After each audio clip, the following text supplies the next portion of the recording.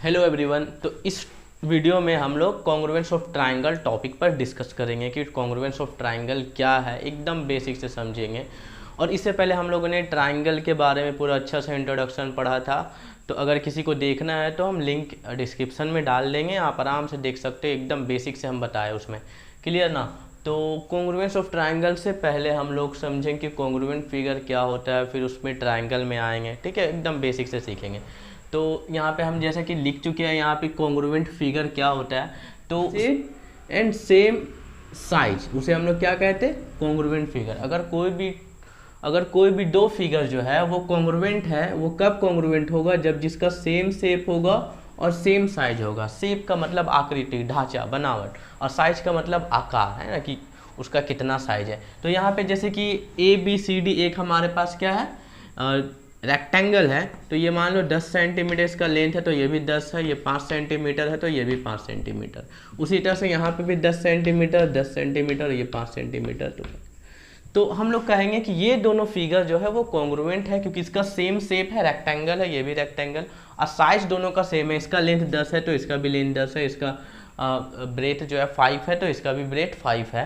तो जब हम इस PQRS को इस रेक्टेंगल में रखेंगे तो ये पूरा का पूरा जो है वो सुपर इम्पोज कर देगा, मतलब ये पूरा इसको ढक देगा, ठीक है। तो हम लोग ऐसे भी कर सकते हैं कि अगर कोई भी दो फिगर है, हम उसको पूरे एक फिगर को दूसरे फिगर के ऊपर में रखेंगे तो वो पूरा का पूरा कवर कर लेगा। तब कहेंगे कि ये दोनों फिगर क्या है, इक्वल है। तो same shape and same size, उसे हम लोग क्या कहेंगे, कॉन्ग्रुएंट फिगर। यहाँ पे देखिए एंगल्स के बारे में बात हो तो ये 60 डिग्री, ये 60 डिग्री, ये तो ये हमारा क्या हो गया, कॉन्ग्रुएंट हो गया।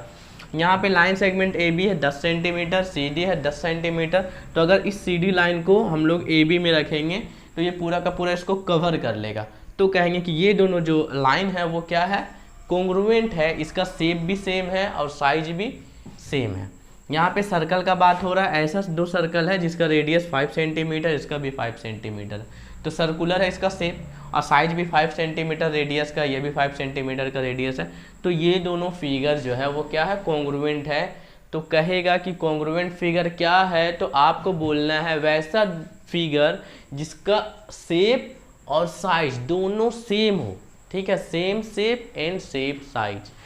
या फिर अगर कोई भी एक फिगर दूसरे फिगर के ऊपर सुपर इम्पोज करेगा तो वो पूरा का पूरा उसको ढक लेगा, तब कहेंगे कि ये दोनों फिगर क्या है, कॉन्ग्रुएंट है। जैसे कि ABCPQRS वो कॉन्ग्रुएंट हो गया। अच्छा, कॉन्ग्रुएंट को हम लोग लिखते कैसे, अगर ये दोनों सर्कल जो है वो कॉन्ग्रुएंट है तो हम लोग इसको ऐसे लिखते हैं, इक्वल। क्या लिखेंगे, इक्वल लिखेंगे इस तरह से, और इससे इस जो है उसको हम लोग सुला देंगे। क्या कर देंगे, सुला देंगे। ऐसे तो इस खड़ा है तो हम लोग इसको क्या करते हैं, इस तरह से सुला दिए, है ना, इस तरह से क्या कर दिए, सुला दिए। तो ये हो गया, इसको हम लोग पढ़ते हैं इक्वल, और उसके ऊपर एस लिखा हुआ। तो इसको हम लोग पढ़ते हैं इज कॉन्ग्रुएंट टू, क्या कहेंगे, इज कॉन्ग्रुएंट टू, मतलब C1 सर्कल जो है is congruent to circle C2, है ना। उसी तरह से ये ABCD जो है ये कॉन्ग्रुएंट टू PQRS। तो ये कॉन्ग्रुएंट टू का सिंबल है, हम लोग लिखते हैं इक्वल के ऊपर ये S जो है उसको सुला के लिख दो, सुला दो इसको, है ना, ये खड़ा है तो इसको आप सुला दो तो ये बन जाएगा। क्लियर है, समझ में आया कॉन्ग्रुएंट फिगर क्या होता है, कोई दिक्कत नहीं है। अब हम लोग समझें कि कॉन्ग्रुएंट ऑफ ट्राइंगल क्या होता है। क्लियर है, इसको हम मिटा दे रहे हैं।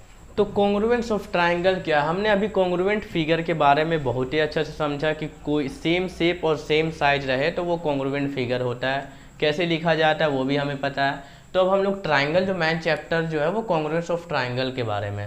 तो क्या है इसका definition, two triangles are congruent. क्या बोला कि टू ट्राइंगल्स आर कॉन्ग्रुएंट कब होगा, if there corresponding sides and corresponding angles are equal. इसका क्या मतलब हुआ, कोरस्पॉन्डिंग साइड और कोरस्पॉन्डिंग का मतलब। तो अभी हम लोग ट्राइंगल को, एक ट्राइंगल ड्रॉ करते हैं और हम लोग उसके हेल्प से समझेंगे। एक ट्राइंगल है ABCD और एक ट्राइंगल है PQ और R। इसका मान लीजिए ये हमारा साइड है 4 सेंटीमीटर, ये 3 सेंटीमीटर, ये भी 4 सेंटीमीटर, ये 3 सेंटीमीटर, और ये 5 है और ये हमारा 5 है। क्लियर ना। ये एंगल सपोज कर लीजिए ये 70 है, ये भी 70 है, ये 50 एंगल बी है तो एंगल क्यू भी 50 डिग्री 60 डिग्री है, माफ़ कीजिएगा 60, और एंगल आर 50 है तो एंगल सी भी 50 है। क्लियर ना? तो अब हम लोग समझते क्या होता है कि दो ट्राइंगल कॉन्ग्रुएंट कब होगा, जब उसका corresponding sides and corresponding angles are equal. जैसे कि यहाँ पे देखिए ए बी जो है वो पी क्यू का इक्वल है, हम लोग यहाँ पे लिख सकते हैं A B is equal to P Q, कितना है वो 4। बी सी कहाँ है, B C triangle A B C में ये बी सी हो गया और ये क्यू आर 3 सेंटीमीटर है, तो यहाँ पे B C is equal to Q R कितना है 3। और ए सी यहाँ पे देखिए ए सी कहाँ है, ए सी ये third side is equal to P R, वो कितना है 5 है। ठीक है, तो ए बी का कोरस्पॉन्डिंग हो गया पी क्यू, बी सी का कोरस्पॉन्डिंग हो गया क्यू आर, और ए सी का कोरस्पॉन्डिंग हो गया पी आर, ये है corresponding. Angle A is equal to angle P, angle B is equal to angle Q, and angle C is equal to angle R. Angle A जो है, एंगल ए और P जो है वो 70 डिग्री है, angle B और Q 60 degree है, और एंगल आर जो है वो 50 डिग्री है, एंगल सी और एंगल आर। तब कहेंगे कि ये जो एंगल ए जो है वो किसका कोरस्पॉन्डिंग है, पी का, बी जो है वो क्यू का, सी जो है वो आर का। ए जो ए साइड का कोरस्पॉन्डिंग पी क्यू है, बी सी का क्यू आर है, और ए सी का क्या है पी आर।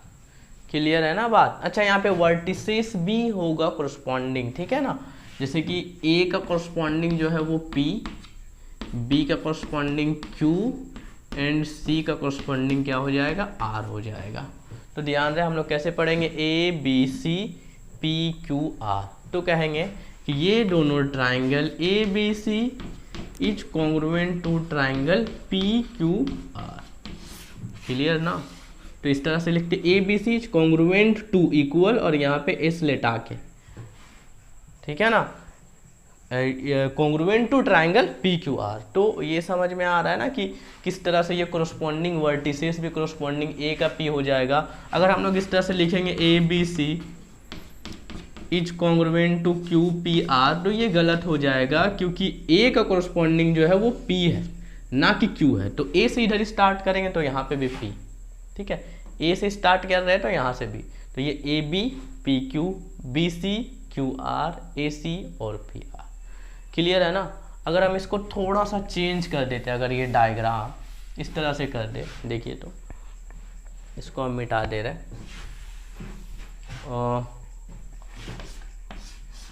ये है ए बी सी, ये कितना है 4 है, ये 5 है, ये 6 है सपोज दैट, और एक दूसरा ट्राइंगल ले लिए हम लोग, यहाँ पे ले लेते हैं हम लोग पी क्यू और आर। ये मान लो हमने ले रखा 4 5 और 6। तो अगर हम लोग लिखेंगे triangle A B C is congruent to P Q R, तो ये सही कहना है, ये वाजिब है, ये नहीं है। क्यों? क्योंकि ए जो है यहाँ पे ए बी जो है वो पी क्यू का इक्वल नहीं है, पी क्यू का इक्वल नहीं है, क्योंकि ये 5 है, ये 4 सेंटीमीटर है। तो ए पी का इक्वल क्या हो जाएगा यहाँ पे क्यू आर, और बी सी का इक्वल हो जाएगा पी क्यू, और ए सी का इक्वल हो जाएगा पी आर। इसका मतलब है कि ए बी का कॉन्ग्रुएंट जो है वो क्यू आर है, या आर क्यू जो भी आप बोलो। बी सी का कोरस्पॉन्डिंग जो है वो इक्वल जो है वो क्या हो जाएगा यहाँ पे पी क्यू या क्यू पी जो भी आप बोलो, और क्या हो जाएगा यहाँ पे ए सी जो है वो पी आर का इक्वल हो जाएगा। तो अब कुछ समझ में आया, ए बी सी, और यहाँ पे हो जाएगा आर क्यू पी, पहले 4 फिर 5 फिर 6, यहाँ पे 4 5 6। क्लियर ना? तो ये जो ए बी है वो इस साइड का कॉन्ग्रुएंट, ये जो बी सी है वो पी क्यू का है, और ये ए सी जो है वो पी आर का है। तो हम लोग कैसे लिखेंगे इस ट्राइंगल को, triangle A B C is congruent to triangle R R Q P, R Q P. कोई दिक्कत यहाँ पे समझ में आ रहा है? तो ये है हमारा कॉन्ग्रुएंस ऑफ ट्राइंगल। अगर कोई भी दो ट्राइंगल को कॉन्ग्रुएंट है तो उसका वर्टिसेस, जो कोरस्पॉन्डिंग वर्टिसेस जो है ये इस तरह से रहेगा और उसका कोरस्पॉन्डिंग साइड और कोरस्पॉन्डिंग एंगल इक्वल होगा, ठीक है। उसके कोरस्पॉन्डिंग वर्टिसेस के अकॉर्डिंग में ये सारा काम होगा, corresponding sides and corresponding angle. Corresponding का मतलब समझ में आ गया होगा आपको। तो ये था हमारा छोटा सा इंट्रोडक्शन कॉन्ग्रुएंस ऑफ ट्राइंगल। अब हम लोग सीखेंगे कि क्राइटेरिया, कुछ नियम है, कुछ 4-5 नियम है जो बताएगा कि कौन सा ट्राइंगल कॉन्ग्रुएंट है, किस बेसिस पे है, कुछ शर्त है, कुछ नियम है, उसके बारे में हम लोग समझेंगे। जब तक